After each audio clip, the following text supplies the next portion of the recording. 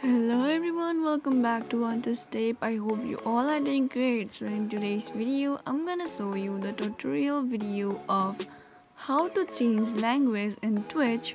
So if you are using Twitch application but don't know how to change languages in Twitch, then this video is for you.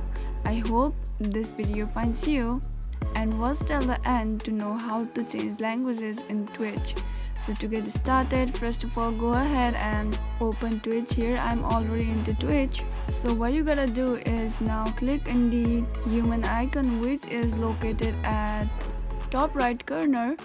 Now click on settings. Now go ahead and tap on channel and videos.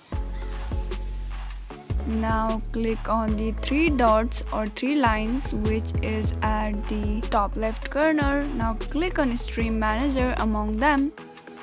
Now you can see the pencil type of screen interface. Click on it and that is edit stream info. Scroll down and there you can see stream language. There my stream language is set up on English, but you can press on the arrow kind of sign and change the stream language preference. So that is how easily you can change Twitch language of your preference. If you found the video to be helpful, please do not forget to subscribe to our channel and also press the notification bell for more updates. I'll see you again in next video. Goodbye till then.